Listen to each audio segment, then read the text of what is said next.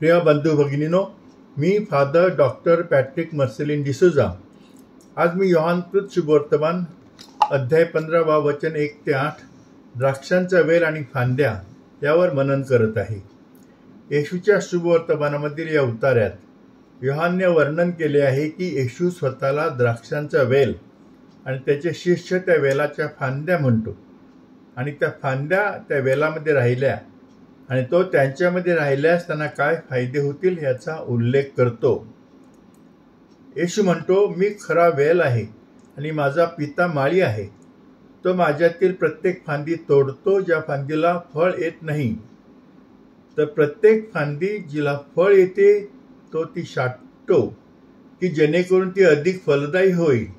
योहान 15:1-2। येशू कोण आहे आणि त्याच्या वडिलांशी काय संबंध आहे हे लोकांना समजावून सांगण्यासाठी येशू द्राक्षवेलीचे उदाहरण वापरतो। तो स्वतःला वेल आणि त्याच्या स्वर्गीय पित्याला माळी समजतो। द्राक्षांचा वेल आणि माळी यांच्या नातेसंबंधांची वैशिष्ट्ये पुढील प्रमाणे आहेत। 1. वेल माळीवर पूर्ण विश्वास ठेवते। वेलीचा माळीवर एका लहान बालकासारखा विश्वास असतो। या भरवशामुळे वेल कोणत्याही भीतीपासून मुक्त आहे। या विश्वासात आणि स्वातंत्र्यात वेल आपल्या इच्छेनुसार वाढते आणि तिच्या फांद्या आजूबाजूला पसरतात। आपण देखील आपल्या माळ्यावर पूर्ण विश्वास ठेवला पाहिजे, म्हणजेच आपण येशूवर पूर्ण आणि मनापासून विश्वास ठेवला पाहिजे। जेव्हा आपण आपले पंख पसरण्यास मोकळे असतो तेव्हाच आपण वाढू शकतो आणि फळ देऊ शकतो। जेव्हा आपण आपल्या परमेश्वरावरील विश्वासातून जन्माला आलेल्या स्वातंत्र्याचा अनुभव घेतो तेव्हा आपण मोठे यश मिळवू शकतो। अशा प्रकारे प्रभूवर आपला पूर्ण विश्वास हीच आपल्या यशाची आणि पूर्ततेची गुरुकिल्ली आहे। 2. माळीला वेल आवडतात आणि वेल सुधारण्यासाठी आवश्यक ते तो करणार आहे। आपण विश्वास ठेवला पाहिजे की आपला माळी येशू आपल्यावर प्रेम करतो आणि तो आपल्या भल्यासाठी आवश्यक ते करील। आपल्या माळीचे आपल्यावरचे प्रेम म्हणजे प्रेम व्यक्त करणारे केवळ शब्द नाहीत। माळीचे प्रेम आपल्यासाठी त्याच्या कृतीमधून दिसून येते। खरे प्रेम नेहमी शब्दातून नाही तर कृतीतून व्यक्त होत असते। केवळ शब्द पुरेसे नाहीत, प्रेम आपल्या कृतीतून व्यक्त केले जाणे आवश्यक आहे। उदाहरणार्थ, जेव्हा आपण आपल्या मित्राबद्दल किंवा नातेवाईकाबद्दल जाणून घेतो की तो गंभीर आर्थिक संकटाचा सामना करत आहे आणि त्याच्यासाठी आणि त्यांच्या मुलाबाळांसाठी योग्य ते अन्न पण तो आणू शकत नाही, तेव्हा आपले सहानुभूतीचे किंवा तदनुभूतीचे शब्द कार्य करणार नाहीत। आपण त्या व्यक्तीला आर्थिक मदत करणेच आवश्यक आहे, कारण त्याला त्या टप्प्यावर पैशांची गरज आहे आणि आपले सहानुभूतीचे शब्द, तदनुभूती किंवा आर्थिक मदतीचे वचन पुरेसे नाही। म्हणून जर आपल्याला एखाद्या गरजू व्यक्तीला मदत करायची असेल तर आपल्याला त्या व्यक्तीची भौतिक मदत करायला हवी आहे आणि केवळ सहानुभूती, तदनुभूती आणि जे आपण कधीही पूर्ण करणार नाही ती रिक्त खोटी आश्वासनं देणे पुरेसे नाही। 3. माळी वेलाच्या प्रत्येक फांद्या तोडतो ज्याला फळ येत नाही। माळ्याला चांगले माहीत आहे की त्याने फळ देणाऱ्या वेलाच्या फांद्यांकडे वेलाच्या निष्फळ फांद्या ठेवू नये, कारण वाईट संगतीमुळे तरुण पिढीचे भविष्य बिघडते। त्यामुळे फळ न देणाऱ्या वेलामधील प्रत्येक फांद्या तो कापून टाकतो। त्यांना कोणतेही फळ मिळत नाही, म्हणजे जे ईश्वरापासून दूर गेले आहेत किंवा जे वाईट संगतीचे गुलाम झाले आहेत अशा सर्वांशी आपण आपले नाते संबंध तोडले पाहिजेत। 4. तो फळ देणाऱ्या प्रत्येक फांदीची छाटणी करतो जेणेकरून ती अधिक फळ देईल। फळ देणाऱ्या फांदीचे काय करावे लागेल हे माळ्याला माहीत असते, जेणेकरून ते फळ देत राहते आणि भरपूर प्रमाणात फळ धारण करते। त्याची वेलाची फांदी चांगली आणि दर्जेदार फळे देते ह्याची खात्री करण्यासाठी त्याला प्रत्येक फांदीची छाटणी करणे आवश्यक आहे। आपल्याला योग्य आणि मुबलक फळ देण्यासाठी आपल्याला आपली पण छाटणी करणे आवश्यक आहे। वेलाच्या फांदीची छाटणी आणि आपण आपली छाटणी करणे म्हणजे नक्की काय?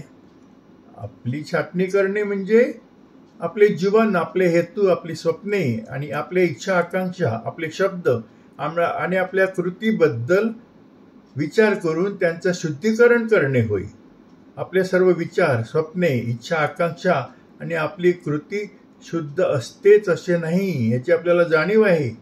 म्हणून आपले विचार, आपले हेतू, आपल्या योजना आणि आपल्या कृती स्वच्छ आहेत याची खात्री करणे आणि आवश्यक असल्यास आपल्या योजना आणि आपल्या कृतींबद्दल प्रार्थना करून पश्चाताप करणे, क्षमा मागणे हे आपले सततचे कर्तव्य आहे.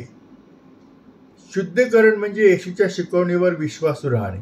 येशूच्या आत्म्याशी विसंगत असलेल्या गोष्टींपासून आपल्याला अलिप्त आणि शुद्ध केले पाहिजे. आपण येशूच्या आत्म्याशी विसंगत असलेल्या आपल्या कल्पना आणि वृत्ती सोडल्या पाहिजेत. आपल्या जीवनाचे नूतनीकरण सतत करणे आवश्यक असते. मी तुमच्याशी बोललेल्या शब्दामुळे तुम्ही आधीच शुद्ध झाला आहात असं येशू म्हणतो. योहान 15:3. जेव्हा आपण परमेश्वराचे वचन लक्षपूर्वक ऐकतो आणि आपल्या जीवनात आणि आपल्या जीवनाच्या तपशिलामध्ये त्याचे अनुकरण करतो तेव्हा परमेश्वराचे वचन आपल्याला शुद्ध करते. म्हणूनच येशूने लोकांना सांगितले की ते त्यांच्याशी बोललेल्या शब्दामुळे आधीच शुद्ध आहेत. आपण देखील सतत परमेश्वराचे वचन वाचले पाहिजे, त्यावर मनन चिंतन केले पाहिजे आणि आपल्या जीवनाच्या केंद्रस्थानी परमेश्वराचे वचन ठेवून प्रार्थना केली पाहिजे. येशू म्हणतो, माझ्यामध्ये राहा जसे मी तुमच्यामध्ये राहतो. कोणतीही फांदी स्वतःहून फळ देऊ शकत नाही, ती वेलामध्येच राहिली पाहिजे.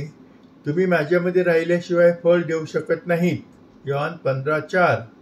येशू जसा तो आपल्यामध्ये राहतो तसा आपण त्याच्याबरोबर राहण्याचा आग्रह करतो.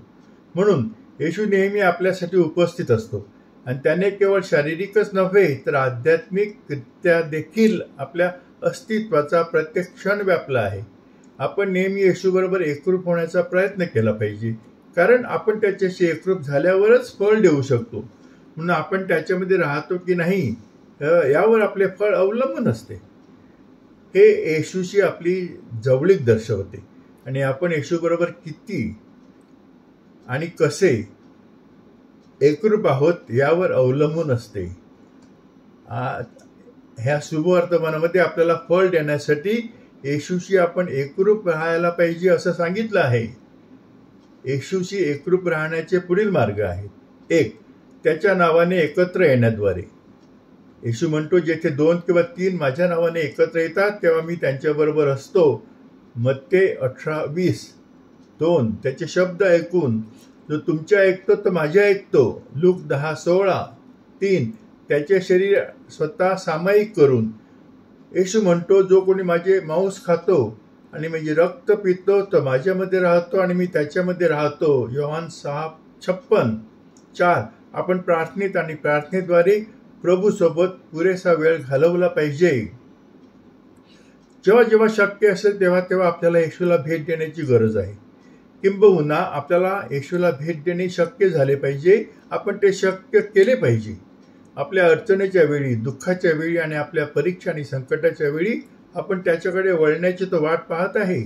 पण अनेकदा आपण आयुष्यातील प्रत्येक क्षणी आपली वाट पाहत असलेल्या येशूकडे दुर्लक्ष करून आपले जीवन शेअर करण्यासाठी, आपल्या समस्या सांगण्यासाठी दुसऱ्या कोणाची तरी निवड करतो. जेव्हा आपण संकटात असतो, जेव्हा आपल्याला त्याच्याकडून एखाद्या गोष्टीची गरज असते किंवा जेव्हा आपल्याला त्रास होतो असतो तेव्हाच आपण येशूकडे जातो. केवळ दुःखाच्या आणि संकटाच्या काळातच आपण येशूकडे वळले पाहिजे असे नाही, तर आपण संकटमुक्त जीवन जगत असतानाही आपण येशूकडे जायला पाहिजे. आपण आपल्या जीवनात समाधानी असलो, सर्व काही ठीक चाललेलं आहे, सर्व काही आलबेल आहे, ज्याला आपल्याला कसलीच विवंचना नाही, आपल्याकडे भरपूर पैसा वगैरे आहे, आपल्या आयुष्यात सकारात्मक गोष्टी घडत आहेत, तेव्हा सुद्धा आपण ईश्वराकडे गेलं पाहिजे. आपण ईश्वराचे कृतज्ञ असले पाहिजे आणि नेहमी येशूची स्तुती आणि गौरव करणे आवश्यक आहे. येशू म्हणतो, मी वेल आहे, तुम्ही शाखा आहात.